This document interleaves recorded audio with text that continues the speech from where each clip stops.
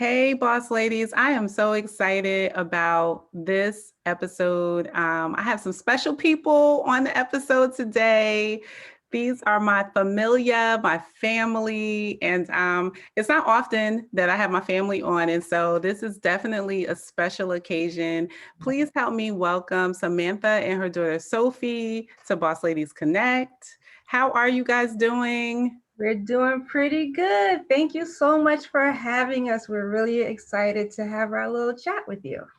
Yeah, I'm excited. This conversation's been a long time coming, and I know we got a lot to kind of dive into. But before we get started, can you tell everyone a little bit about yourselves and maybe a fun fact that they wouldn't know just by I say scrolling through your Instagram, following you on Facebook, just a fun fact that they wouldn't know about you all just by being a voyeur.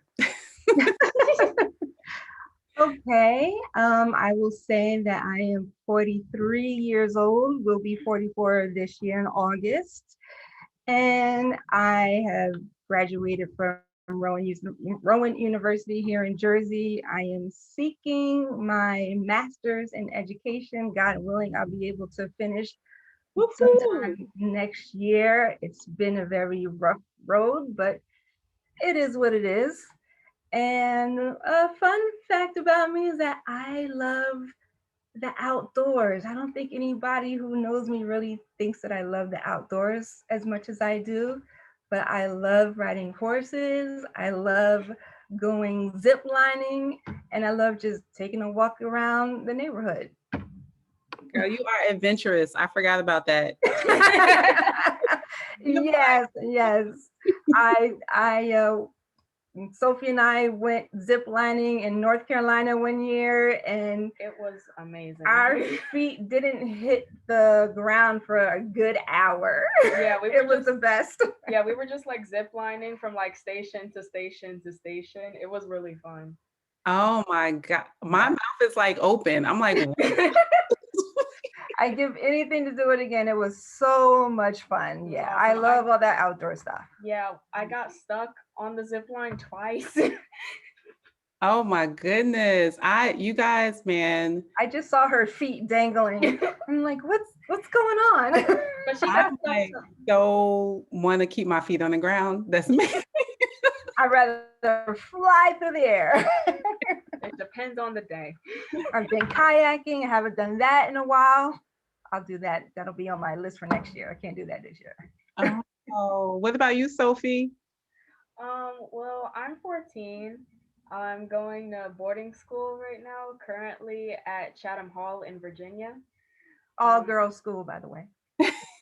Sure. And I'm a freshman. And a fun fact about me is I know sign language, and we used to sign, her and me, we used to sign together at church, sign the songs for hard of hearing people or fully deaf people at our church called Agape. I love that. I love that. I learned like A, B, C, D, like the alpha. Oh, And, yes. and then that's it. Definitely taught me the alphabet. Yeah, I taught her when she was little, so I'm like, I planted that seed of ASL, but we were learning together, so it was a nice fun thing that we did together, and I encourage other people to do fun stuff, with your children, even if it's for the first time as a parent that you're doing this ever. So you just never know what that can lead to. Yeah, that is so cool. And just to say, like, you never know what that could lead to. She actually had an opportunity in school at Chatham to sign for somebody, and she was the only one that was able to step up to the plate and be able to assist the faculty because she was the only one that could sign, which was nice. Wow. That's awesome. See, and she was saying earlier she got something from you um, when we were talking before the podcast, and this is something else that you have gotten as a result of your mom. Yeah, I imitate her a lot. Or at least I try to. Sometimes it annoys her a lot. I love it. No. Not always. Ah, shut up. See? everybody. This is going to be very interesting conversation to have you both on today. Yes. Um, so I'm glad that we got to talk a little bit about some of the fun things, some of the lighter things, and just and I think that's important to just even talk about living life, like enjoying it. Absolutely. Absolutely. And I don't know if I'm a zip line, but it does make me think that like life is precious. My girlfriend says that all the time. She was like, Yes, I it don't is. like to say life is short. That's what she said. She said, I love to say that life is precious. I And like that so much better than saying life is short. Absolutely. I like that. It's a lot less scary than life is short. yeah, I Mhm. stole it Yeah. from her. And I've been taking it ever since. And I'm stealing it from you. So yes, life is precious. Yes, absolutely. I And like we really absolutely should enjoy the things that, God that. has given us. So as we are moving into that space, today I wanted to have you guys on, and I'm so glad that you graciously accepted to really talk about some tougher things that you have experienced as a family, as a mom, as a woman, as a family, Yeah. concerning your different battles with cancer. And I just really wanted to open up that conversation because I know a lot of people are, it may not be cancer, it could be other things. A lot of people are Right. dealing with things in their lives that are challenging and um, Right. and difficult. And so I'm just gonna open it up to you to share with us a little bit about your journey, what that journey has been like. You know, it's been uh, the definition of a roller coaster of emotions. Now, I was first diagnosed with cancer. I was first diagnosed with Hodgkin's lymphoma. This was around 1999, 2000. And the reason why I go that far back and bring it up is because at that time I was in a car accident. My line sisters and I, we were in a car accident right off of campus. And it was after that car accident that my life changed. And I was misdiagnosed Mm, 3 separate times. wow. And I had this lump on my neck after this accident.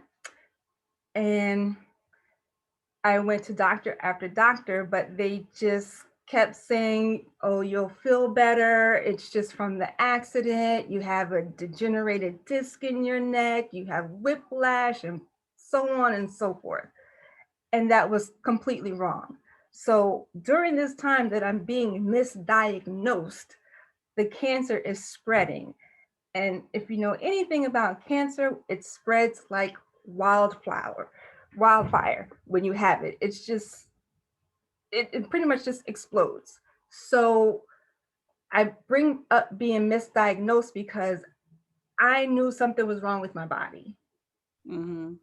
And I needed to find out what was wrong. I knew that what those doctors were telling me didn't feel right. It just didn't feel right. Mm-hmm. So that's why I kept going to another doctor, and to another doctor, and to another doctor, till finally my mom came and picked me up from school. We saw a neurologist who just happened to be a friend of my mom's boss. Wow. He saw me, he took pretty much one look at me and said, you need to go to an oncologist. And this was in the evening. I remember it being dark outside. And we're like, okay, we'll go make an appointment for tomorrow. He said, no, you need to go now. That's how far along cancer had spread, just because I was misdiagnosed. Wow. Wow. And I was in a stage, there's 4 stages. I was in a stage 4B. So I was almost out of here. Wow. So I say all that to say you know when something is wrong. you know your body better than anybody else. You know your body better than the doctors who are just seeing you for the first time. Mm-hmm. So you, in a sense, have to be your own advocate. So I had, unfortunately, I had to deal with that form of cancer 3 separate times. But in the midst of those 3 times, I got the biggest blessing that I could possibly get. And that is this little one right here, my not so little one. Aw. I was told back in 2000 that the chances of me having children were pretty much 0 to none. And I didn't think anything of it. I just really felt, okay, well, if God wants me to be a mother, I'll be a mother. I really left it at that Mm-hmm. because I was just trying to stay alive. That's it. And it's just that in the midst of all the trauma and hell that someone goes through, there are still blessings. And they're big blessings, big miracles. Every miracle to me is a big miracle because I'm alive to see it. Mm-hmm. Mm-hmm. I love that. A couple of things that I take out of that is that number one, and I wonder too if it has something to do with you being a Black woman, because we know, like in the healthcare system, we're not treated the same. Our things are not Right. taken as seriously as Exactly. other Unfortunately, yes. nationalities. And But then I think mhm, also the doctors were wrong. So they were wrong about what was going on, but then they also were wrong about you not being able to have a baby. exactly. So I'm Exactly. like, okay, Jesus. Exactly. Exactly. And I will say though, the first time I was, well, the first time I had gone through cancer and was misdiagnosed, it was more so because of my age. Because I was 20, 21, it's just they never thought to take any blood from me to look deeper. It never occurred to them to look past what you could see and what you could feel. But Right. even at the same time, they were still wrong because I did have a lump on my neck that you could see, that you could feel, and they just looked past it. And they just said it was this, that, and the third, and they were completely wrong. And I will also say this, I am very, very grateful that I have had doctors who believe in God. Yes. Even the doctor, the woman that I had who told me that the chances of me having a baby are pretty much slim to none. She was still, a believer. She was still a woman of God. And I can't lean on somebody else's faith words. My faith is for me. Mm-hmm. Mm-hmm. My faith has to get me out of this situation and everything. And so fast forward a few years, I got this little one, and she has her own point of view of what I went through. It was a lot of things happened that I just was so surprised. I just wasn't ready for. I just wasn't ready for it. And I just didn't see it happening. Like she was in nursery school, and but since I was taking chemo, I couldn't touch her, couldn't be near her, couldn't be around her, and it almost broke me. It almost broke me. Mm. And with her being so little, she was like around what 2 years old. She doesn't know why mommy can't stay at the house, why mommy can't see her except through the window or through the door. Mm-hmm. So she went through a period where she was mad at me. So Mm-hmm. it's like when I could see her, when I was kind of out of that danger zone from chemo, and I could hug her again, she was just mad at me. But I didn't take it to heart because she was so little. I'm just like, I know you don't understand. It just, everybody has their point of view of what you're going through, you know? Yeah. And I will share something else too, just to get you to understand the trauma that I have gone through. So fast forward a few years, and we had an intruder in the house. Really? So Sophie was outside playing, not by herself. She had two of her friends outside. There was an adult outside, but this man came in, and thankfully they ran into the house. They weren't hurt or anything, but this man forced his way into the house. He was hurting my mom, and I was trying to get him off of her, and he just beat me up pretty bad. Mm. That really left a scar on me. I didn't know if I was going to come back from that. Wow. The fear of going outside after being physically attacked Mm. is it's just crazy. It's unbelievable. And then after that, how did y'all get him out? Like what? he walked out. He walked back out.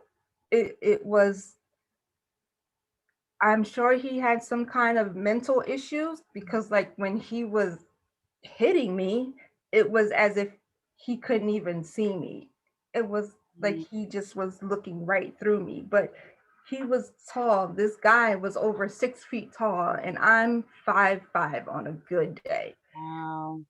So his reach was just so long. I mean, it was bad. He was just punching me and punching me. I had bruises on my arm, on my back. He dragged me across the floor.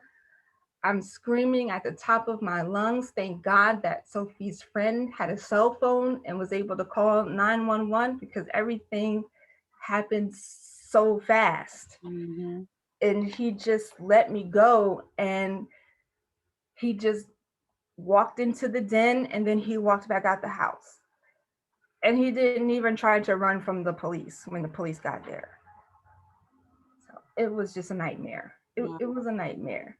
Even though as bad as it was, I know it could have been a lot worse. Thankfully, he didn't have a weapon on him. I didn't, when he pulled me down to the ground, I didn't know what he was going to do. I didn't know if he had a knife, a gun, or was just going to strangle me. I had no clue what was going to happen from millisecond to millisecond. It was horrible.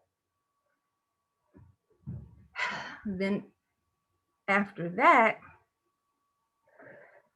I had to have open heart surgery, which was another form of hell, basically, because I was in the hospital for almost a month.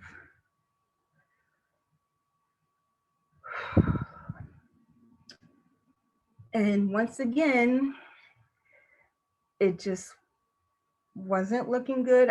I was I was almost out of here again.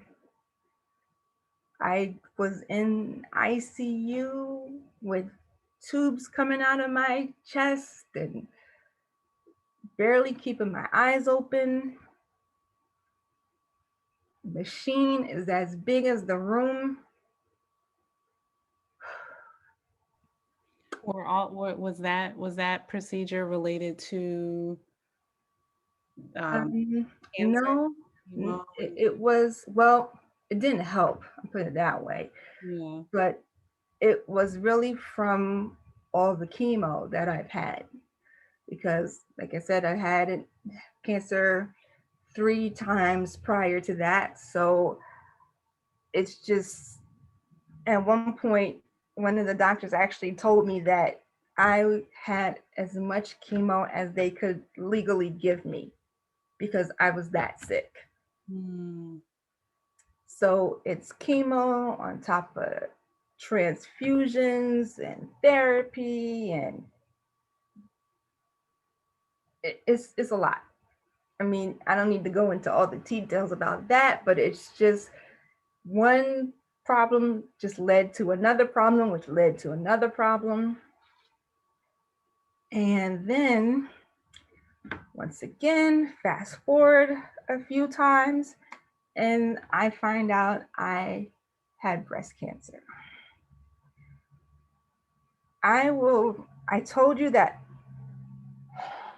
I will be honest and transparent.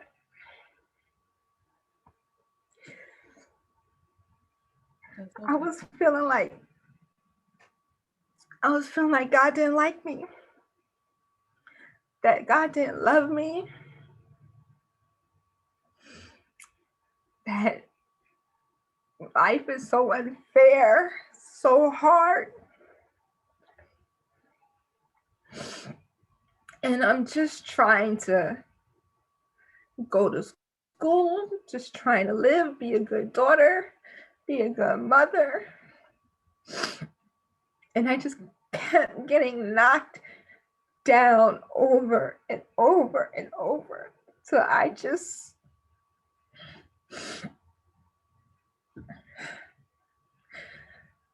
for a moment there, I was very suicidal. When I found out I had breast cancer, I just wanted to be done. I just wanted to be done with this thing called life.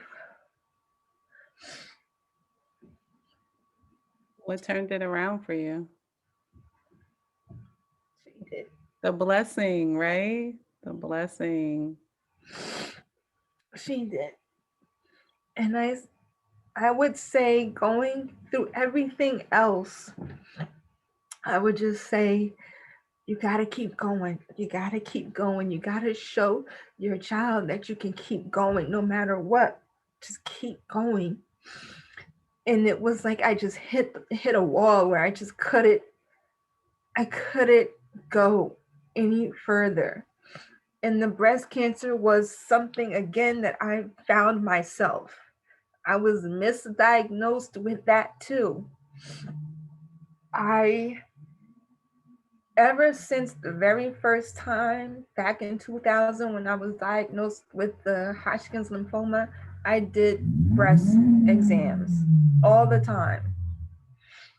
And that's because I learned how to do it properly because the doctor that I had would do them with every visit.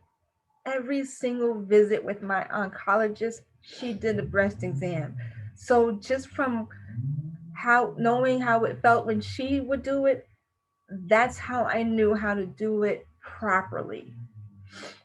And what happened was my nipple on my left side started to retract.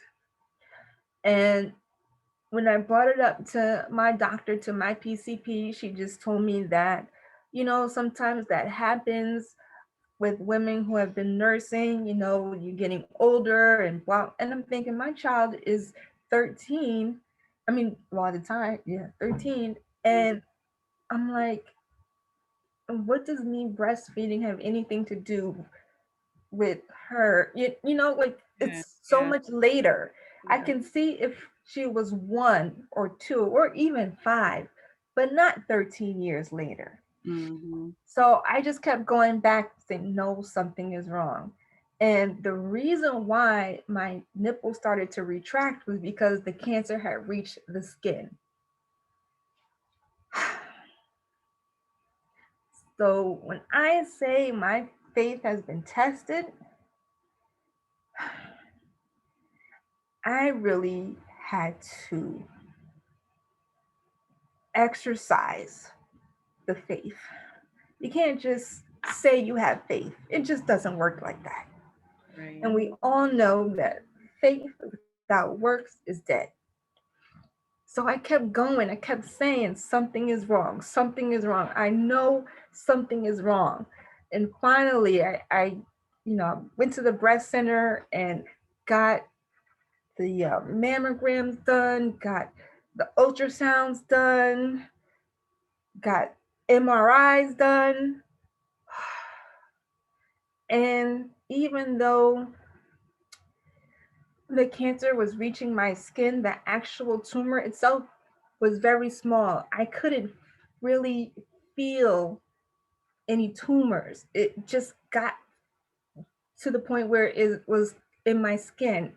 And once it gets there, once again, it could just spread anywhere very, very quickly. So, next thing you know, I am in surgery, having the double mastectomy done, and I'm still having work done on my chest.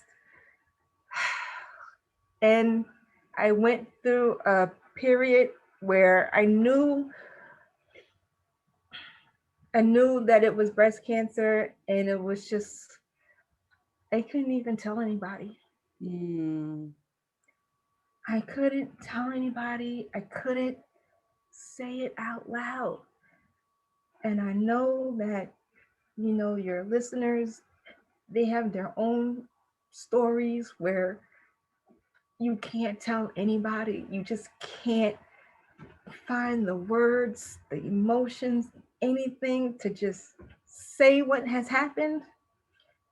That's where I was. I just couldn't say a thing because I was still processing. I was still angry at God. I was still confused. I was still hurt. It's just like I said, that emotional roller coaster was just there. You just got to go through it. Whatever it is. For me, that's what it was. It was the breast cancer that was pushing me over the edge. But I had to take a step back.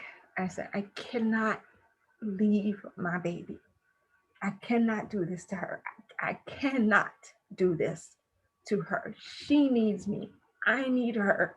Mhm. I can't be in this world without her. And I cannot leave her like this, not like this. And Sophie, how were you feeling? What through all these times when you were younger and your mom is in and out the hospital, and like I know she said at one point you were mad at her, you didn't really understand. What has this been like for you? Um, well, when she was first diagnosed with lymphoma, I don't remember because I was so Yeah. young. I was like a legitimate toddler. I was 1, 2, 3. Yeah. Um, I I guess I really don't remember. I guess I probably just blocked it out of my memory because I do remember a lot of things from when I was a baby, but I don't remember her being sick, or maybe I really just did suppress it. Um,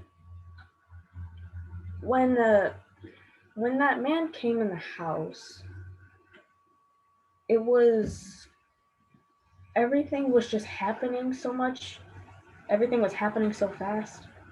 I remember it clearly. I remember it just like it was yesterday because my friend, I tried to get her to, we tried to see each other, but her mom said no. So she was just going to go on a bike ride, and then she was passing by my house,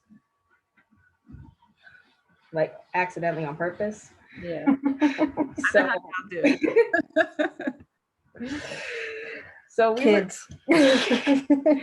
so we were just playing out in the lawn with another girl that just showed up.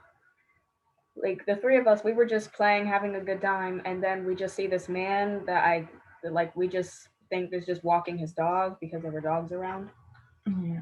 And then like all of a sudden, like he starts attacking my friend's uncle who was also there.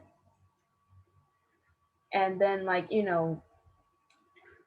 Kayla, who was my friend that snuck over. She kind of like she ushered me to come along. So she ran, she ran and, they ran to the closet and everything. But I, so I actually want to ask you a question if you don't mind. Sure. I mean, you mind telling Auntie about how you were feeling when I was going through the breast cancer? Like, do you remember some of the things that you were feeling? And I was just mad.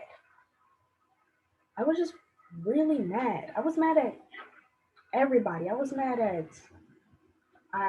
mad at you. I was mad at myself. I was mad at grandma. I was mad at uncle. I was mad at the doctors for getting it wrong the first time because the test at first, I was there with her in the car when she got the call and they said it tested negative. Mhm. So then when she told me that it was positive, it was a real shock because I was there with her when she got the call and then you just made a mistake. Like you just made a mistake that my mother could be dying again. So I was really mad. I was mad and I didn't really not as bad as her, but I didn't see the point in trying. If that makes sense. I didn't see the point in life. I just really didn't care about anything. Um, and this was like during the time where like the pandemic hit. Mhm. So Mhm. to actually have the motivation to do things like just schoolwork, just help around the house, it was like really my motivation was already low because I didn't see the point. And then with Yeah. the year of 2020, it just brought it down like almost completely. Sophie And really went through this withdrawal period. And like she said, she was getting angry. And because I'm the one going through it, I'm trying very hard to see through her eyes, but it's kind of difficult because I feel awful. I just feel awful physically, mentally, spiritually, emotionally. I'm just drained. So it was as if I'm just grabbing energy from the deepest part of my soul just to communicate. And I even asked her, I said, "Are you mad at me for being sick?" And she kind of hesitated a little bit. And I said, it's okay. I won't be upset. You have a right to feel however you want to feel. And I just want to encourage women out there to talk to your kids yeah, because, it does really help. It and does that's really coming from her. because I feel like if she didn't talk to me about it, I would have repressed it even more Mhm. and I wouldn't have gotten like I wouldn't have realized that I needed help and I probably would have been a lot worse.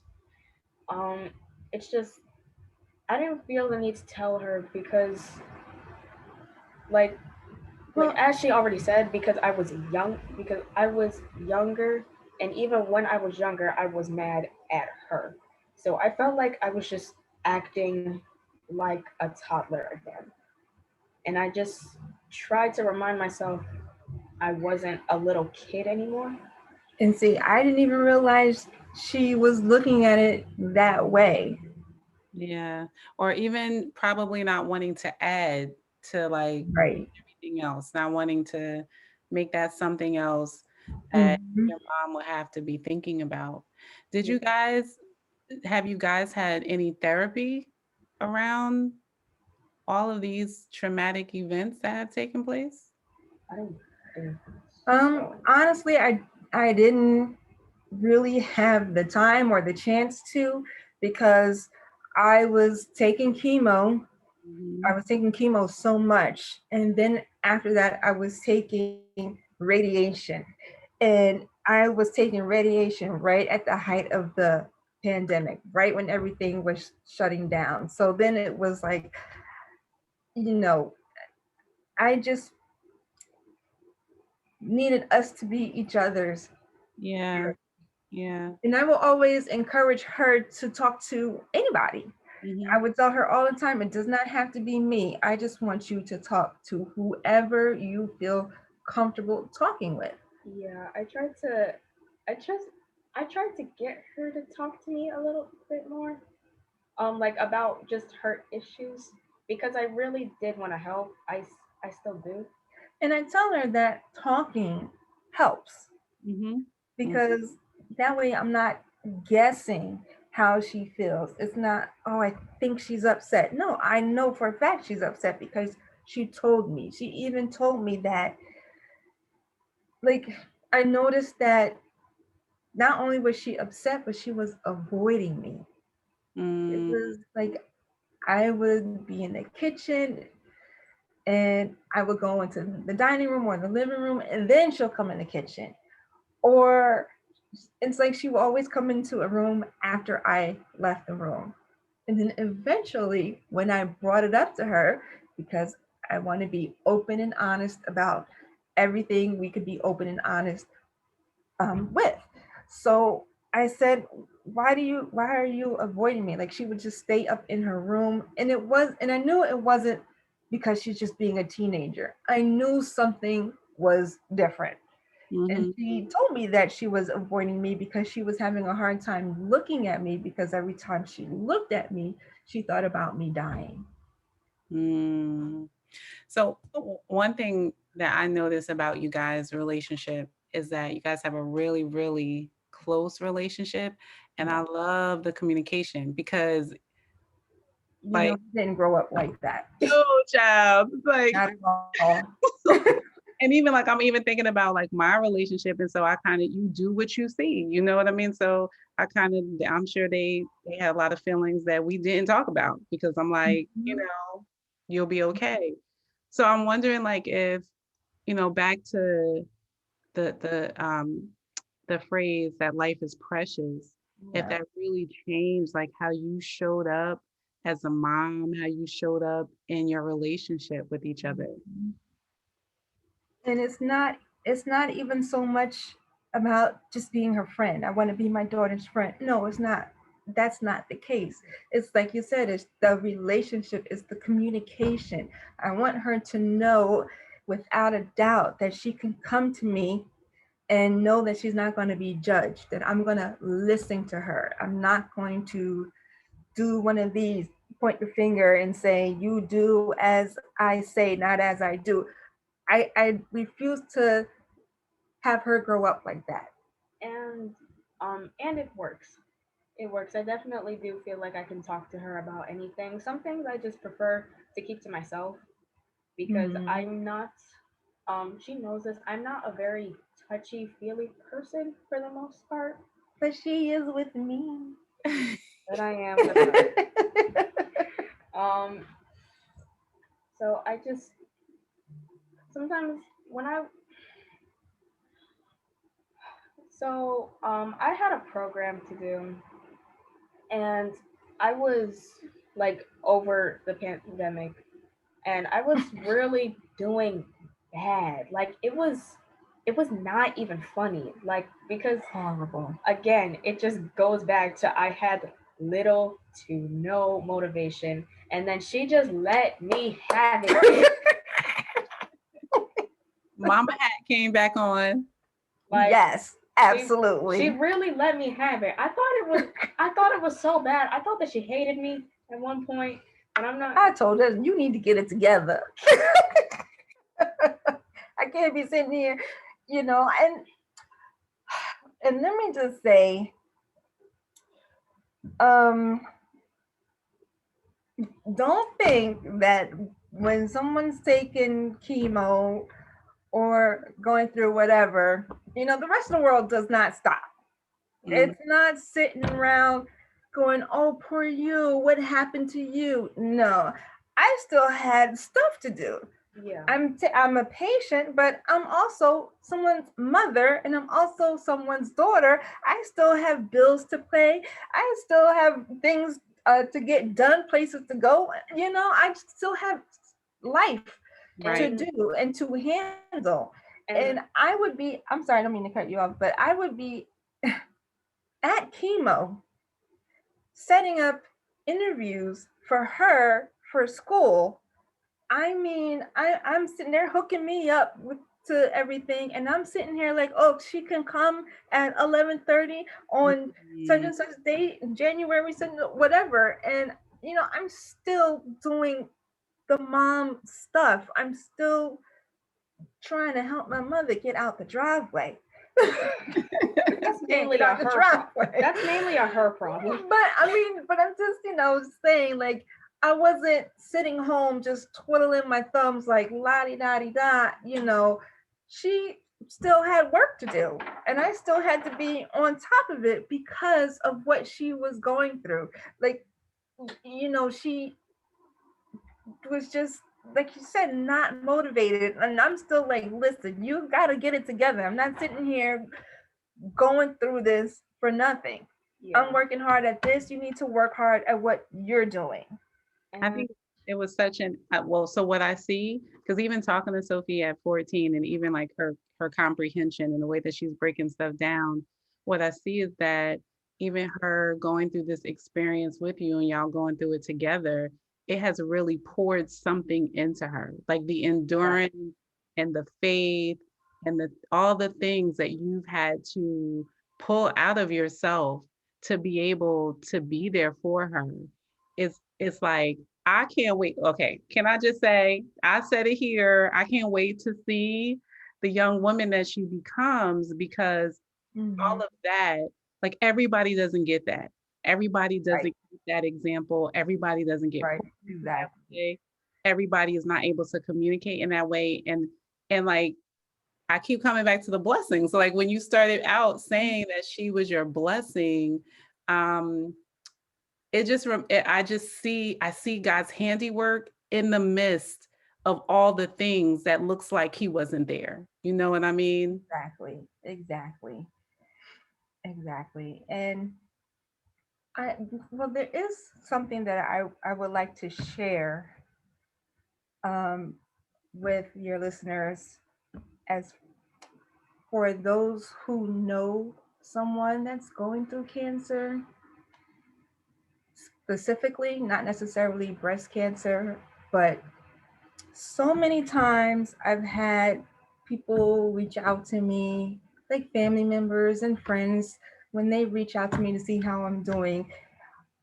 Almost all of them have said, I was going to call you, I was going to text you, but I didn't want to bother you. That has to stop. I'm glad you're bringing this up because that was one of my questions. How do we support? Like how? Like what ways are you looking, or what ways would be actual support for you? You know, versus like what we think support is. Exactly. And what it is how do I know that you're thinking about me, you're praying for me, if you don't tell me, if you don't bother me? If Mhm. And I would say all the time, I'd rather you bother me than not reach out. Because if you call, if I can't answer the phone, I won't answer the phone. If I can, I will. If you text me, I will see it when I'm feeling up to it. There are times when I would just be out for the count all day, cannot function, and my phone would ring, or I would tell my mom, can you just answer the phone and just let them know I just don't really feel like talking right now. So it's better to reach out than to not reach out. yeah. And I mean, even I did it too at one point. Like Mhm. sometimes I was really scared to be around her because I really didn't want to say the wrong thing or do the wrong thing or make her feel uncomfortable. And then like it that was me avoiding her. It was me mad at her, but it was also me just like really not wanting to add any stress onto what she's already going through because she's already going through a lot and I just don't want to make that worse. And that's the second thing that I would hear. I don't want to add to you. Like, I don't want to tell you what's going on in my life because you're already going through so much. Um, you know me well. If you're reaching out to me, you know me at some level. You know that I still care about you and what you're going through. Yes, what I'm going through is horrible, but I'm still able to listen. I'm still able to be a friend to you. And Do you find it helpful too to like get your mind off of absolutely, what's going on? absolutely, because I'm like staring cancer in the face every day. But I still keep going. Life is still going on. So I'm still interested in your life and what's going on because I love you. You love me. So we can just share. And if it's something that you just don't want to talk about, that's different. But when you just don't want to talk, that's something else. Mhm. And also, I would hear, I don't know what to say. I just don't know what to say. You can say that. You can say, you know what? I just really don't know what to say to you right now, but I just wanted to hear your voice, make sure you're okay. Girl, first of all, you teaching me. And But sometimes it so can because be that simple because I don't know that you care enough to think about me unless you tell me. I yeah, don't know. yeah, And I can't always be the one to initiate phone calls. You can't sit there and wait for me to tell you that I'm okay. The phone works both ways. right, right. Like she said, the phone works both ways. Hmm. So just reach out. When somebody's going through something, reach out and don't don't hold your feelings back. And that goes both ways too. Feel You uneasy. are calling me to check on me. I want to be honest with you. You know what? I'm not feeling like much right now, but I can sit here and talk for a little bit, you know? It's Hmm. Hmm. kind of like what I think white allies were trying to do with Black Lives Matter. They just don't want to say the wrong thing. You need Mm-hmm. to feel uneasy. You need to feel uncomfortable because if you never feel uncomfortable, then you're not going to get anywhere to a point where you do feel comfortable. You can't get a Right. rainbow without rain. Somebody is dropping gems over here. Yep. No, you're right. You are right, Sophie. And I'm reminded of like, I know the couple of times that like I've come to the hospital. Like I remember one specific time, it was a Sunday, and like you was just on my mind. And I was like, I'm not going to church. I remember my exact thought was, I am not going to church to sit in the pew when I could go see my cousin. And I think we were just there, just talking for hours. And I was just thinking to myself, like, it's so simple.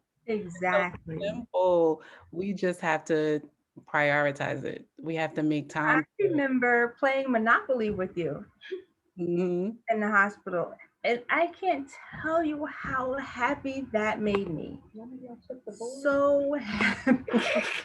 I'm sorry. What am I gonna do with her? But it's just like and it goes back to, your time is the biggest gift you can give somebody. Your time is something that you spend it with somebody because you love them and you can't get that back. So you're being precious with your time by spending it with me or anybody else that you care about, because once it's gone, it's gone. So it is very precious. That time is precious. That time means everything. And I want, I'm so glad I got to share that with you because I've been wanting to get that out for so long. Just pick up that phone, call, text, send a pigeon, whatever. Just reach out.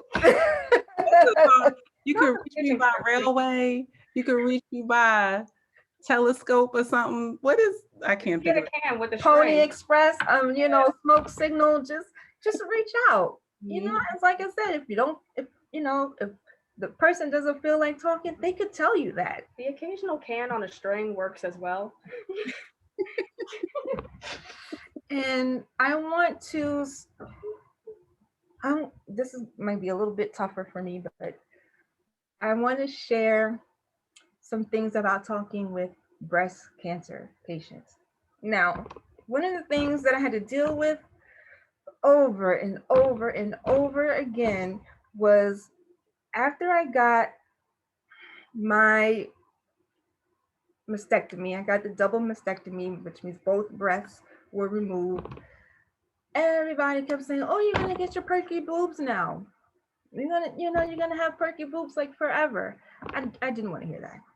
I really didn't want to hear that.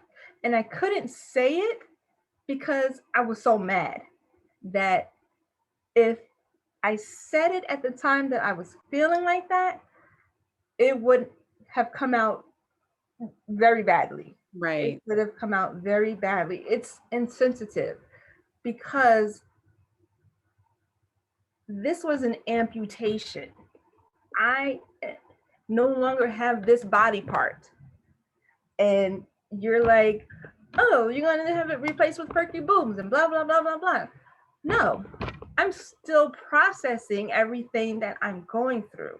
Right. Like it wasn't a breast reduction or a And I had breast lift. to correct somebody about that because they were making the mistake of comparing what I went through to what somebody else went through when it wasn't even the same thing. Mm, It was, oh, when so and so had their breast reduction, stop.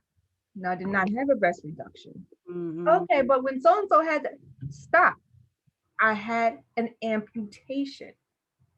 This body part is gone. You wouldn't talk to somebody who lost their leg for whatever reason about running around. That's just insensitive. Mm, mhm, But mhm, because it's my breast, you feel like you can make a joke about this. No, mm, no. You wouldn't do that if it was any other body part. mhm. Yeah. I know the couple of times when I've gone to get my breast exam and got very dense breasts, so they always have me come back like every 6 months. Mhm. And like you go through in your mind like what if something is there, or what if something happens, and then I start, you start going down the headspace, and then I'm like, well, what if they had to take my breast? And I'm like this has been with me all of my life. Like Yeah, they are a part of who I am. And so like, I mean, I would do what I have to do, but it's not a small thing to lose something that it is mine. Like it's a part exactly. of me. Yeah. And I am still adjusting to it. I can I can talk about it now, but I couldn't for a long time. I still have an extremely hard time looking in the mirror. I don't like looking in the mirror because what I've been seeing all these years of my life, I don't see anymore. Mhm. It's just not there and it will never be there again. It's a loss. Right. And I'm grieving this loss of part of my body. My chest was, I wasn't small, I was pretty heavy at the top. I was pretty good at disguising it, but it was still there. It was still a part of my body. I was even getting ready to talk to my doctor about a breast reduction when everything happened. Now, another issue that I've been having lately is that it seems like some people are just walking on eggshells around me because, they just don't know what to say. And it's so annoying, for a lack of better words. It's just annoying because I'll give you an example of how I've got past this. Like, since I don't have the boobs that I had before, I can wear a lot of her shirts now, Yeah. which is really nice. It's fine because I steal her shirts as well. So, I mean, I can live with it. So we were on, video chat while she was at school, and I was telling her that I was wearing uh her shirt. So I said, "Don't be surprised if I'm wearing one of your shirts when I come and pick you up from school for your spring break." And she says, "Well, not having boobs seems to be working out for you." Uh-oh. Oh, wow. But you know what? I was so glad that she said it because she's just being herself. And we have that kind of relationship where she's always teasing me and stuff. So I'm glad that she's not walking around on the eggshells with me. But like, she wouldn't say that to somebody else. Oh, no, definitely. You know what I mean? Mhm. So it's just like, you don't have to tiptoe around. It's okay to say, how are your breasts feeling? Like, what's like really what's going on? Because what's going on with me right now is that I've had a problem with my implant. I had a problem with my incision. My incision opened up. I went to the doctor. It was Monday. He took one look at me. He said, "You're going into surgery on Wednesday." Wait, what? Uh, we can't just, take care of this in the office, or like, you can't just sew it up. He was like, "No, you're going into surgery." Okay, and that happened twice. Wow. So I had I had to have the implants replaced, sewn up and everything. It opened up again, so we did the same thing, had the implant replaced, blah blah blah.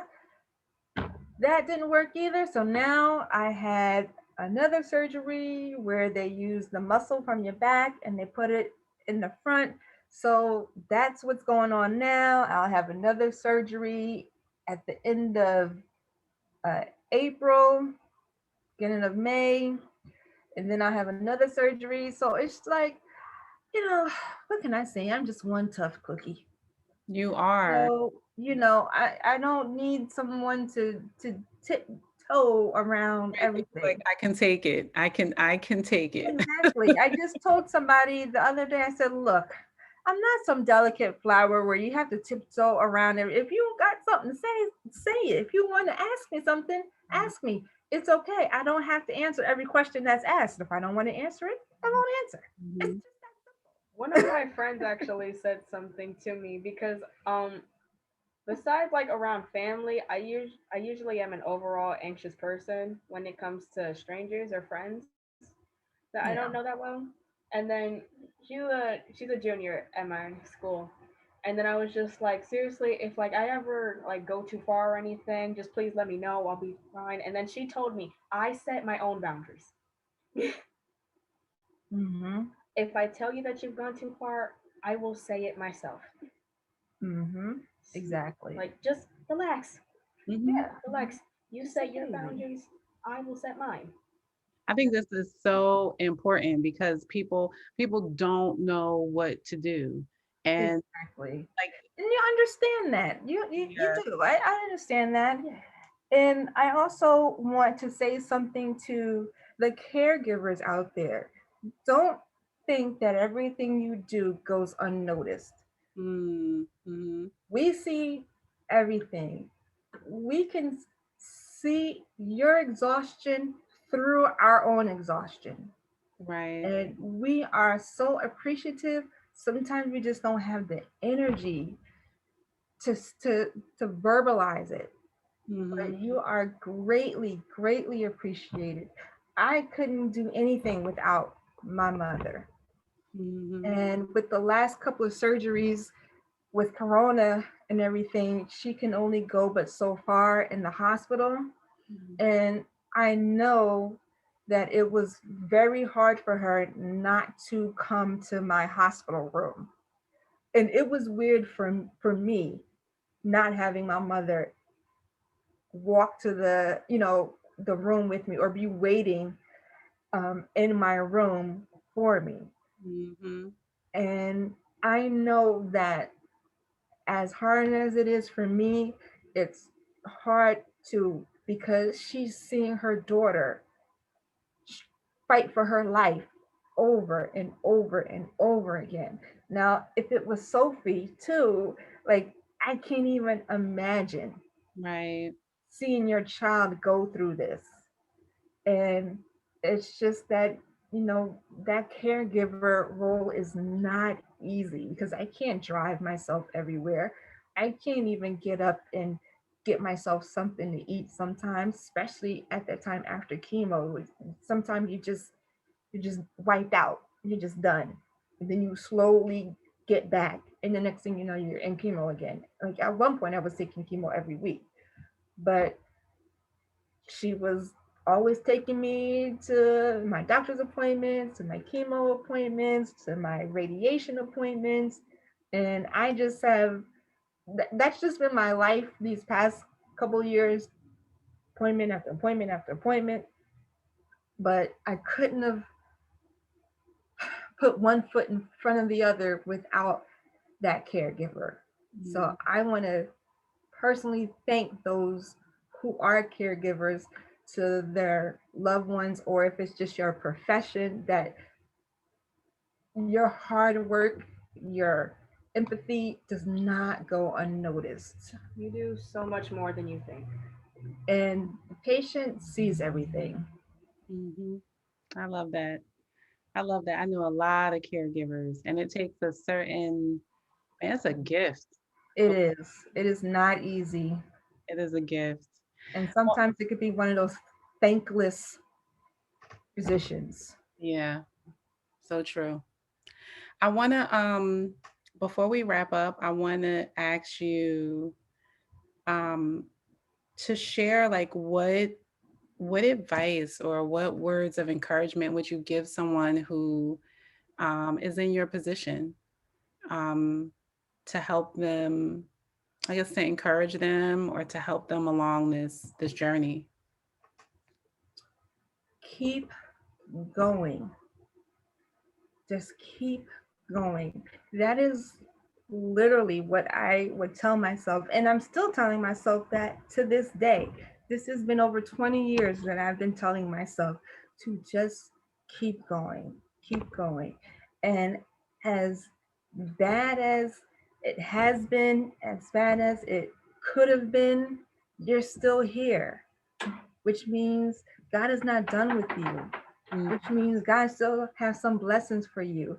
I had to repent for those thoughts and feelings that I've had about God not loving me, because in the midst of everything, He was still blessing me.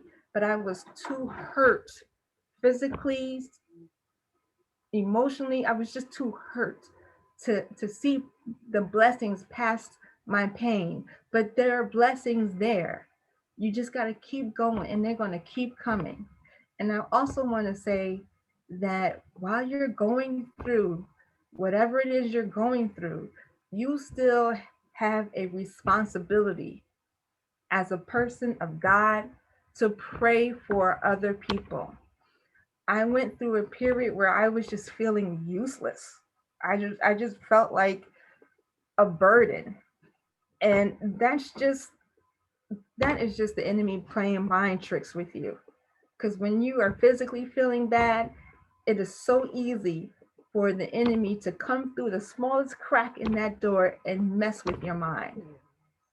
But when you start praying for other people, praying for their families, those blessings are going to come even more. And God is going to shock you, and He's going to shock you again and shock you again. So you're just going to know that you know that you know that it's nothing but the Lord keeping you.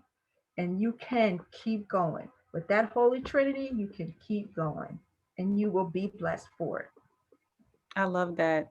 And that's even all the more reason why we should be reaching out, because Exactly. it gives everyone something to pray for, and it Mhm. reminds you that everybody is bearing a cross. You know, the crosses may look different, they are different, but it reminds us, it reminds us that it's not, Mhm. it's not just about what's going on in our world. Like I'm speaking to myself too. And it really was your mom that helped me to see that. Because just out of conversation with her, I was just saying, I don't know what to do with myself. I Mm, don't, I just didn't feel useless. And you know how your mom does, Sammy, you do have a responsibility, you just pray for other people. And mhm. I'm just like, how come I didn't think of that then? Because, it's that when the pain is physical, it is so hard to see past it. It is Mm, so hard. But once you start fixing your mind on the Lord, it's just everything is so much more bearable. You start seeing the blessing that were staring you right in the face, and you just didn't even realize it because you couldn't see past your pain. There is a light at the end of the tunnel. There is more to this moment. You can get past it. You just got to keep going. Just keep going. Girl, this is reminding me. I keep talking about this sermon last week by, I don't know when people are going to listen, but it's called Borrowed Confidence by Pastor Stephen Furtick.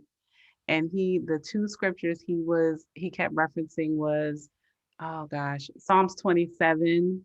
And it's, I will remain confident of this, that I will see the goodness of the Lord in the land of the I'm living. living. That's right. And the other one was Philippians 1:6.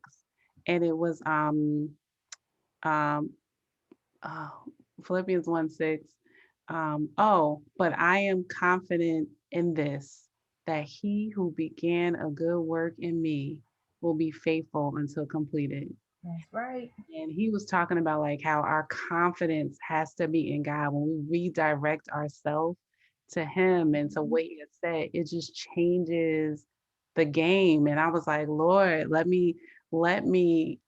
that resonate, not just in my mind, but in my heart, in my spirit. So I'm reminded that I will see the goodness of the Lord in the land of the living, and Right. you will, you who has started a good work in us will be Mhm. faithful to complete it. And so Right. that just reminded me of Mhm. that sermon. I have fully enjoyed this conversation. I think that there is so much learning that has just taken place and so much information that people are going to be able to gain, that I think is going to give them freedom and is also going to help them in whatever roles that they may be in, whether it's the supporter or the family member or the caregiver or the patient. You know, Exactly. I Mhm. wanted to give Sophie an opportunity to say any last words or any words of advice that she would give to anyone who's has a parent, that is dealing with this. Um, if you have a parent that is dealing with this, know that you you can talk to them, or you can talk to somebody. It doesn't just have to be them. Please know that your feelings are real and valid and important. Yes. And if anyone tries to thwart you or try not to make you feel like you are real and valid, sometimes you really do just need to not cut people out of your life, but sometimes you really just need to stop listening and just take a moment to reflect on yourself or with the actual patient or with your parent. Just be there. Just be there for them. Just do what you need to do and just know that they have somebody, have remind them that they have someone to fight for, or Yes. remind them that you're you're fighting for them too, that you Mhm. are always going to be here, even if it doesn't seem like you're here. Love you. You are. That's awesome. That's just reminding that that's also speaking to how important your presence is. Like Yeah. you can't downplay your presence, Exactly. and how much how much strength and impact and power is gained through you just being present and you being. Mhm. I feel like the reason why I don't fully remember her going through chemo or cancer as a baby was because she was always there. I always have really good memories as a little kid, just knowing that I always had somebody to lean on, someone who was always going to be there. And I just want you to know that I can always be there too. Oh, my bumblebee. Oh, love you. What did you say? Because I didn't hear that last part. I said that, um, what did I say? She said she wanted me to know that she will always be there for me. Oh, My little bumblebee. that is an awesome note to end on. Thank you guys so much for coming and sharing your story. Thank Um, you for having us. Thank you so much. thank you I guys. really enjoyed this. Me too. Thank you.